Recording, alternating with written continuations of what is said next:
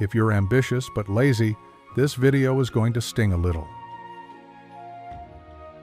You have big plans. You talk about changing your life, building something great, proving everyone wrong.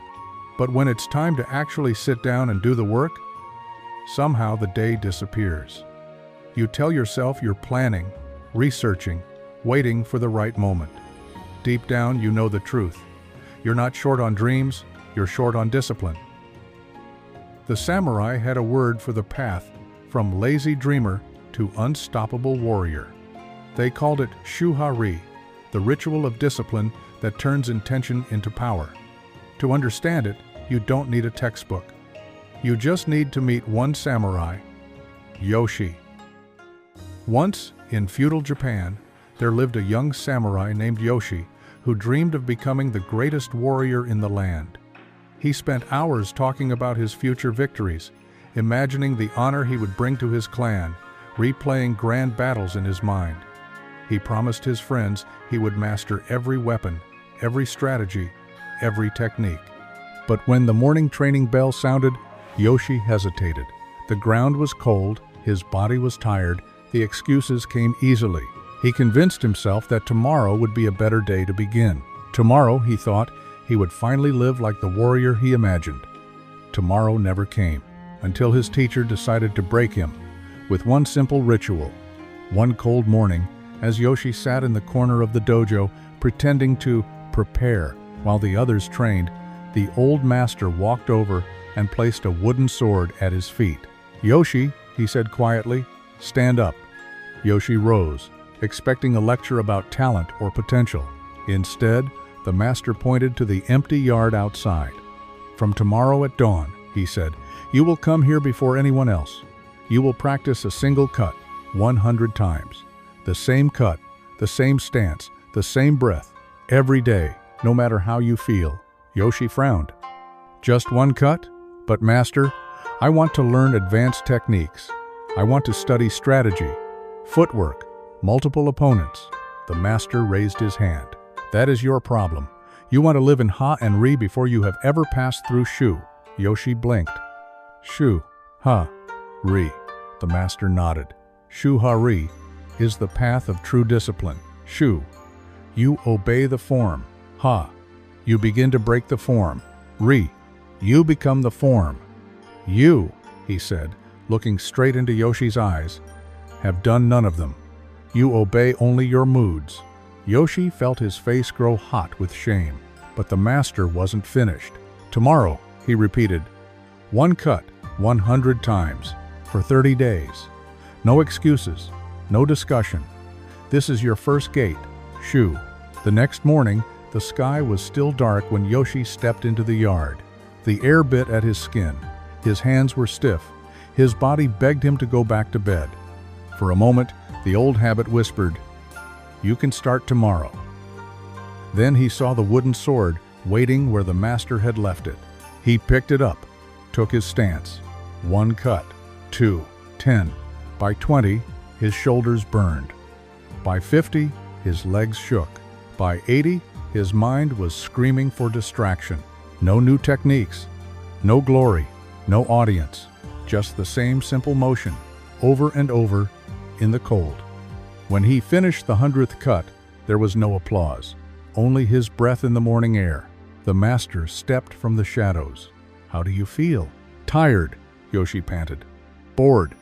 This cannot be the path to greatness." The master gave a small smile. "Greatness does not begin with excitement. It begins with obedience.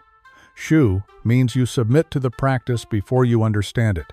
You follow the form before you try to improve it. You show up before you feel like it." Days turned into weeks. Every morning, Yoshi dragged himself out of bed before dawn. Some days, he was angry. Some days, he was numb. Some days, he wanted to quit so badly he could barely look at the yard. But the ritual was simple. Arrive. Take the stance. 100 cuts. He stopped arguing with himself about whether he felt ready. There was no decision to make anymore. The decision had already been made. And slowly, something began to change. The cut that once felt clumsy became smoother. His balance steadied. His breath synced with his movement. What once took effort began to feel natural, automatic. Yoshi had entered the true meaning of Shu. He was no longer training only when he was motivated. He was training because that was what he did. One morning, after many weeks, the master watched Yoshi complete his ritual. The last cut sliced through the air with calm power. "Enough," the master said. "Today you may add a second form." Yoshi looked up, surprised. "A second cut?" The master nodded. "You have obeyed the form long enough. You are ready for Ha." "Huh?" "In Ha," the master explained, "you begin to experiment. You test, you adapt, you refine. But you only earn the right to experiment after you have proven you can be faithful to one simple thing." Yoshi's training changed. The first 100 cuts remained untouched. His ritual, his foundation, but after that, he was allowed to explore. Footwork patterns, angle changes, combinations. Now, when he modified the form, he wasn't doing it out of boredom or impatience. He was doing it from a place of strength. His body understood the basics so deeply that every new technique had something solid to stand on. While other students wasted time chasing every new trick they saw, Yoshi was doing something different. He was bending the rules after mastering them. That was Ha, breaking the form, but with respect, not arrogance. Years passed. Yoshi's movements grew fluid, effortless. He no longer had to think about where to place his feet or how to angle his blade. His body moved before his mind caught up. In sparring, he no longer copied his teacher's style or anyone else's. His strikes had his own rhythm, his own timing, his own personality. One evening, after watching Yoshi move across the floor like water, the master spoke quietly. "Now you begin to touch Ri." Ri is when you no longer follow the form or break the form, the master said. You simply are the form. You don't ask, "How should a warrior act?" You act, and that action is the answer. Yoshi realized something. The boy who once waited for tomorrow had disappeared. What remained was a man whose life was shaped by ritual, not mood. He had walked the path of Shuhari, from blind obedience to intelligent adaptation to effortless mastery. So what does this have to do with you? Right now, you might feel a lot like the early Yoshi.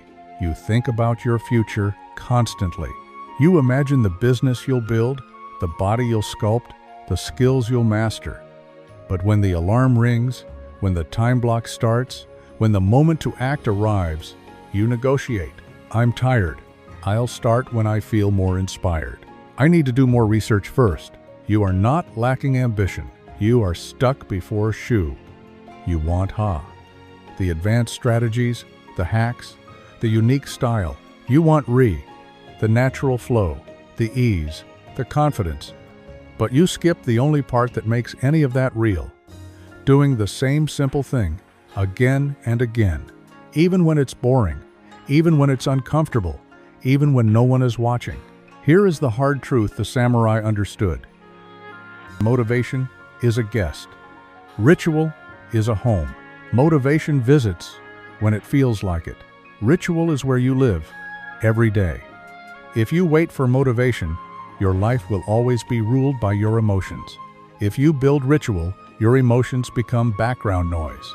The first gate, Shu, is where most ambitious people fail. Not because they are weak, but because they refuse to be simple. They want to optimize before they have even begun. They want the perfect workout plan before they have done a single push-up. The perfect business strategy before they have made a single offer. The perfect system before they have survived a single week of doing the basics.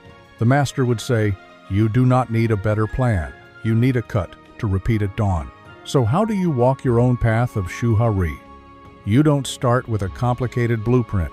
You start with one tiny, non-negotiable ritual.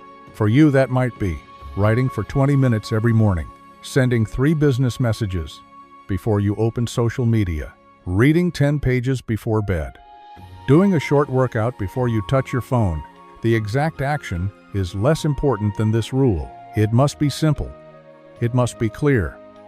And it must happen even when you don't feel like it. For the first 30 days, you are in Shu. No optimization, no upgrades. No, maybe I should try this new method instead. You obey the ritual, you show up, you let boredom and resistance roll over you like waves, and you keep going. Only after that, you earn ha. Now you can refine. Change the time, adjust the reps, add complexity, learn new techniques. You experiment from a base of discipline, not from a place of restlessness. If you stay on the path long enough, something shifts. You stop saying, I have to do this. You start feeling, this is just what I do.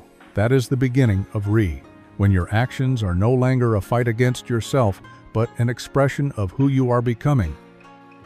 The samurai would say, a lazy warrior asks, how can I feel more motivated? Disciplined warrior asks, what ritual will I obey, no matter how I feel? Yoshi's life changed not because he found a secret technique, but because he accepted a simple, brutal rule. One cut, at dawn, every day. You don't need more dreams. You don't need more inspiration. You need your version of that cut. Before this day ends, choose it. Name your ritual. Tomorrow, when your mind begins to bargain, remember Yoshi in the cold yard at dawn, and do it anyway. Walk through Shu, earn Ha, and one day, you'll look back and realize you are no longer the person who waits for the right mood. You are the one who moves, and let the mood catch up later. If you want more lessons like this, ancient Japanese wisdom turned into modern discipline, stay with this channel. But more importantly, don't just watch this. Take your first cut.